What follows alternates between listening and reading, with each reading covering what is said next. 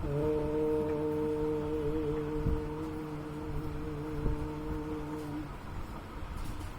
यह कक्षा पुनः शास्त्री तृतीय वर्ष के लिए लगाई गई है।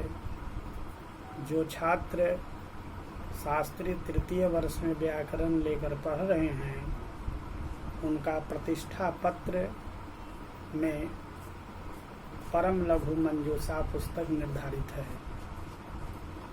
जिस पुस्तक के लेखक आचार्य नागेश भट्ट ने इस पुस्तक में वैयाकरणों के दार्शनिक सिद्धांतों को स्थापित किया है।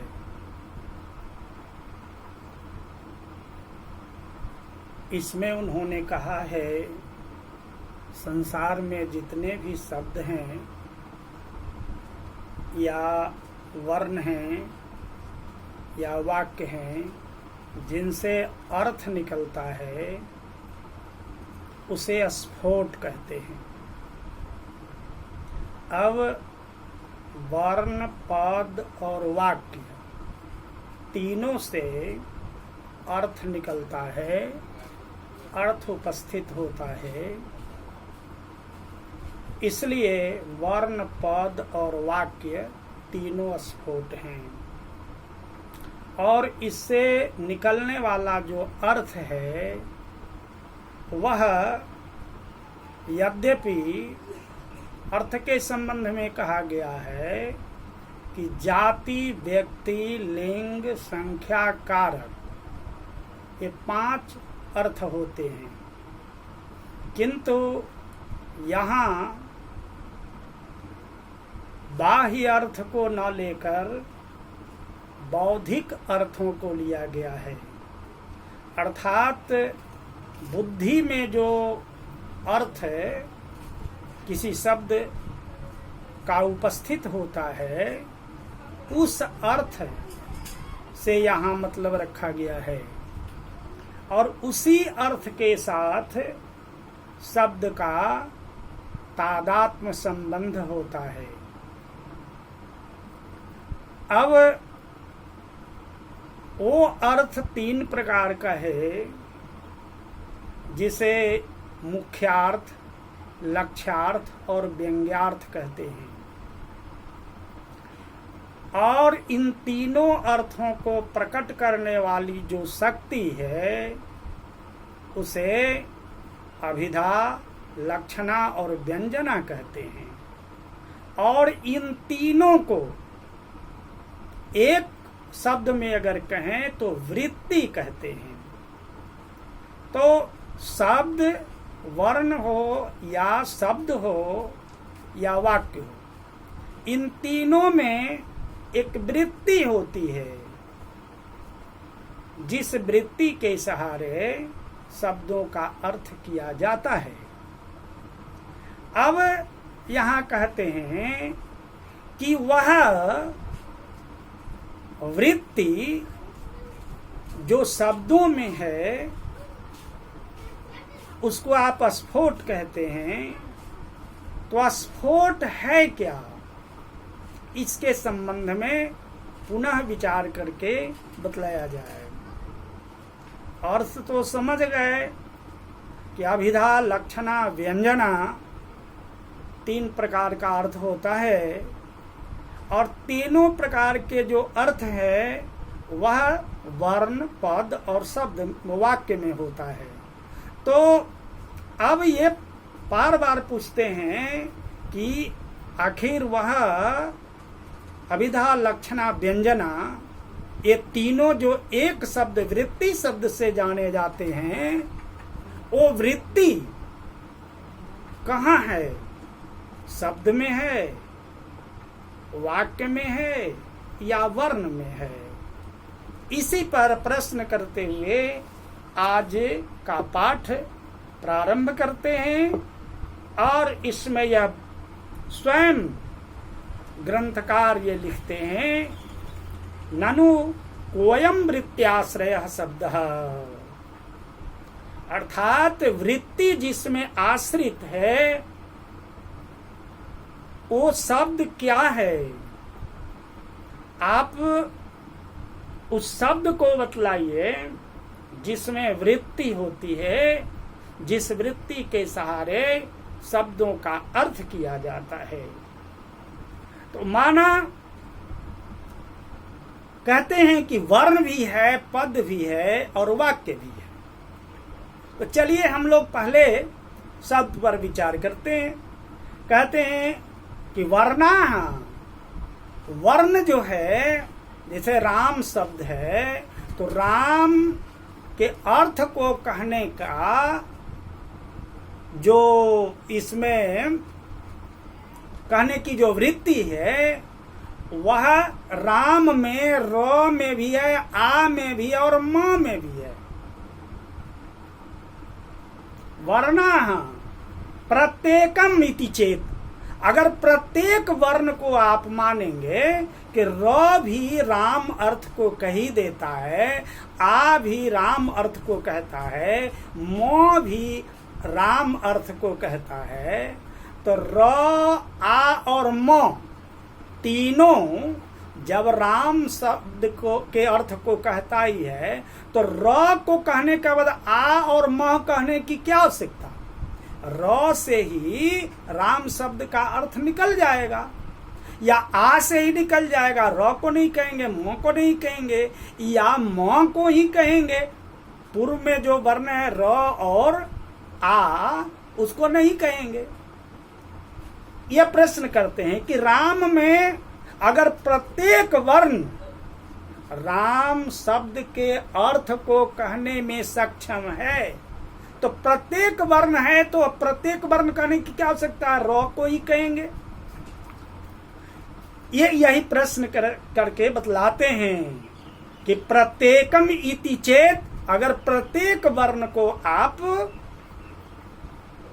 अर्थवान मानेंगे, अर्थ को कहने में सक्षम मानेंगे, तो द्वितीयादि वर्णोच्चारण वैयर्थ्यापत्ते है। र के बाद दूसरा वर्ण आता आ, उसके बाद आता है म, इन वर्णों का उच्चारण करना व्यर्थ होगा। तब क्या कहिएगा? प्रत्येक वर्ण उस शब्द के अर्थ को नहीं कहता है, अपितु प्रत्येक वर्णों का जो संघात है, समूह है, र, आ और म, ये तीनों वर्णों का जो समूह है वह राम अर्थ को कहता है। केवल र से, आ से और म से राम अर्थ प्रकट नहीं होता है, ऐसा आप कहेंगे। कहता है नापि वर्ण संघात, अने वर्णों का संघात अगर अर्थ को उपस्थापित करता है तो आप यह भी नहीं कह सकते हैं। कहा क्यों नहीं कह सकते हैं? तो उच्चारित प्रतिध्वंसित्वेन, उच्चारित प्रतिध्वंसित्व क्या होता है? उच्चारित प्रतिध्वंस कहते हैं कि वर्ण जो होता है जैसे ही उच्चरित होता है, उसके द्वितीय क्षण में जिस समय दूसरे वर्ण का आप उच्चारण करते हैं तो पूर्ण वर्ण जो है ध्वंस हो जाता है। द्वितीय के बाद तृतीय वर्ण का उच्चारण करेंगे तो द्वितीय वर्ण पुनः ध्वंस हो जाएगा। तो उच्चारित प्रतिध्वंसत्वेन योगपद्य असंभवात्, तब तो योगपद होगा ही नहीं, समूह बनेगा ही नहीं।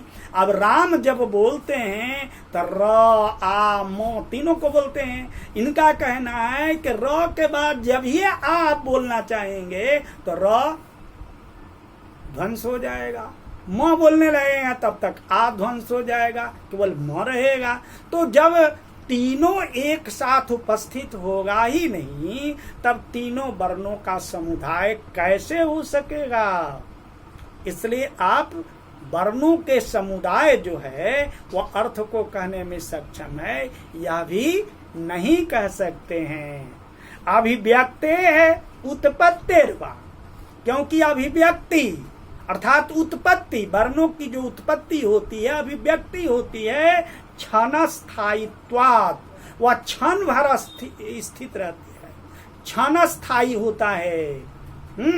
इसलिए क्षणात्मक कालस्य, क्षणात्मक काल का ही वह प्रत्यक्ष अयोग्यत्वेन वह क्षणात्मक काल उपस्थित रहता है, तो दूसरा वर्ण के बाद के समय तो वह अनुपस्थित हो जाएगा, तो फिर उसका समुदाय कैसे बनेगा?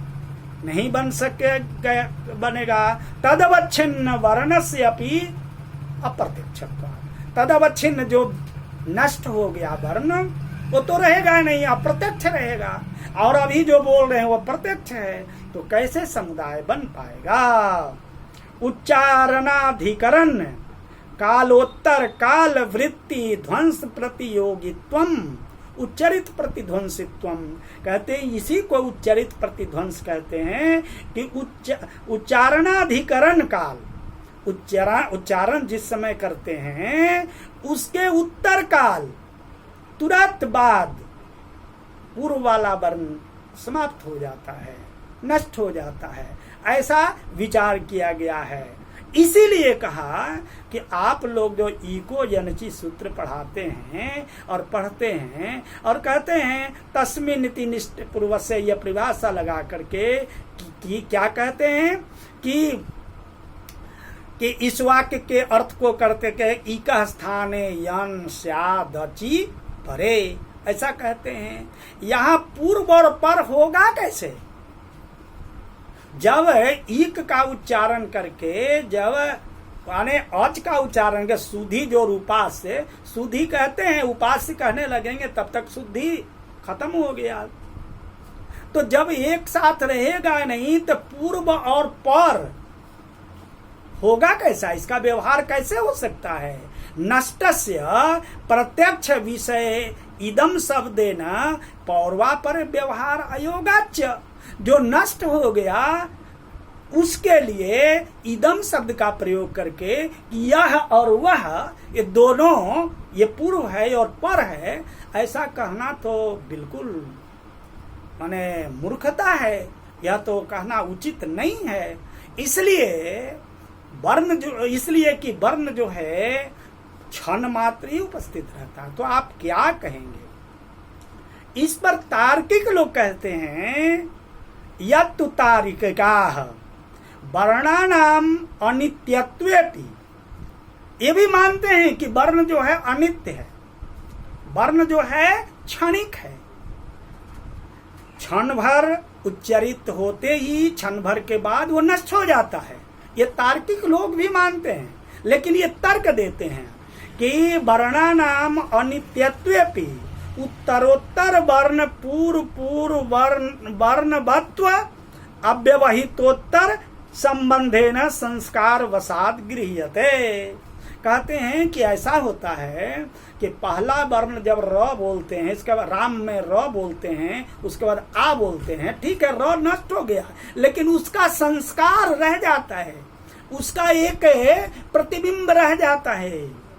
उसी तरह से आ के बाद म जब बोलने लगेंगे तो आ का भी संस्कार रह जाएगा, तो वह संस्कार को लेकर के अने पूर्वा पर का व्यवहार किया जा सकता है, ऐसा हम कह सकते हैं। ऐसा तार्किकों का मत है। कहने का मतलब आप समझ गए होंगे कि राम शब्द में र बोलते हैं, उसके बाद आ बोलते हैं तो र नष्ट हो जाता है, आ के बाद म बोलते हैं तो आ नष्ट हो जाता है, तो पुनः ये जो है एक साथ संघात कैसे होगा, समूह कैसे होगा? समूह नहीं होगा तो आपका कहना है वर्णों का जो सार्थक समूह है उसी से अर्थ निकलता है, समूह तो बनेगा ही नहीं। रामः गृहम गच्छति, रामः कह करके गृहम कहिएगा तब रामः खत्म हो जाएगा, गृहम कह करके गच्छति कहिएगा तब भी गृहम खत्म हो जाएगा, तो रामः गृहम गच्छति यह समूह बनेगा ही नहीं, तो राम घर जाता यह अर्थ निकलेगा कैसे? तो कहते हैं कि देखिए रामः कहते हैं, रामः के बाद गृहम कहते हैं, ठीक है, रामः नष्ट हो गया, गृहम कह रहे हैं, गृहम के बाद जब गच्छति कहते हैं गृहम भी नष्ट हुआ, लेकिन राम का संस्कार और गृह का संस्कार, गच्छति का संस्कार एक साथ रह जाता है। उन संस्कारों को लेकर के हम लोग जो है एक समूह बनाते हैं कि रामः गृहम गच्छति है और उससे अर्थ प्रकट होता है, ऐसा मानते हैं। अथवा दूसरा तर्क देते हैं पूर्व पूर्व वर्णजा शब्दा वर्ण शब्द न्यायेन शब्द न्यायेन चरम वर्ण प्रत्यक्ष पर्यंतम जायमाना है वसंती। कहते हैं कि एक शब्द न्याय होता है। शब्द न्याय क्या होता है? कहा कि देखिए कोई भी शब्द बोलते हैं तो पूर्व वर्ण से अंतिम वर्ण तक, जैसे राम बोलते हैं तो र आ म अंतिम वर्ण म है, तो पूर्व वर्ण र से लेकर के म तक जब तक बोलते हैं तब तक, कहने का मतलब है कि शब्द न्याय से चरम वर्ण प्रत्यक्ष पर्यंत, जब तक अंतिम वर्ण का प्रत्यक्ष नहीं होता है तब तक जायमाना है वसंती, तब तक वह उपस्थित ही है, ऐसा माना जाता है। इति न पद प्रत्यक्ष अनुपत्ति, ऐसा कहेंगे तो पद का प्रत्यक्ष अर्थात वर्ण का प्रत्यक्ष एक साथ नहीं हुआ, ऐसा आप नहीं कह सकते हैं, क्योंकि अंतिम वर्ण बोलने तक वह रहता है। राम गृहम गच्छति, जब तक गच्छति नहीं कहेंगे तब तक राम और गृहम समाप्त नहीं होगा। राम गृहम गच्छति जब बोल लेंगे तब वो समाप्त होगा, ऐसा इन लोगों का विचार है। दो मत देते हैं, तो इसलिए राम में मो जब तक नहीं कहेंगे तब तक रा और आ नष्ट नहीं होगा, तो संघात हो गया, ऐसा समझ लीजिए। यद्वा अर्थात तीसरा तर्क देते हुए कहते हैं पूर्व वर्णानुभव जन्य संस्कार सग्रीचीन चरम वर्ण अनुभवतः शब्द बोध, अथवा कहते हैं कि पूर्व वर्ण जो है, जैसे र हुआ, र के बाद आ हुआ, म हुआ, तो म के पहले पूर्व में जो आ है उसके पहले जो र है, तो इसका अनुभव जन्य जो संस्कार है, र तो अभी नष्ट हो गया, वो तो था, तो अनुभव जन्य जो संस्कार है उसको मान करके और शब्द बोध किया जाता है, शब्द का अर्थ समझा जाता है, ऐसा समझना चाहिए।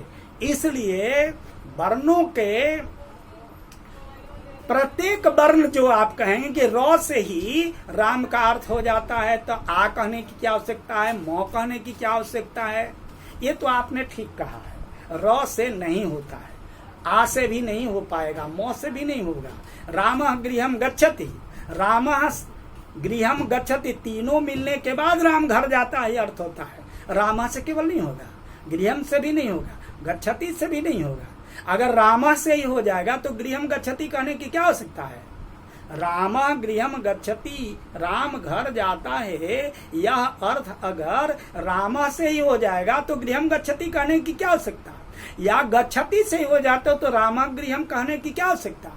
इसका मतलब है कि न तो रामा से होता है, न तो गृहम से होता है, न तो गच्छति, बल्कि राम गृहम गच्छति, ये जो समुदाय है, ये तीनों मिलकर के जो संघात बना, उससे अर्थ उपस्थित होता है कि राम घर जाता है। उसी तरह से शब्द में भी शब्द है, राम है तो राम का र से अर्थ राम नहीं होता है, आ से अर्थ राम नहीं होता है, मो से भी अर्थ राम नहीं होता है, बल्कि र आ मो इन तीनों वर्णों का जो समुदाय है उससे राम अर्थ प्रकट होता है, ऐसा समझना चाहिए। ये बातें इन्होंने कहा है, पुनः अगली कक्षा में बतलाएंगे। ओ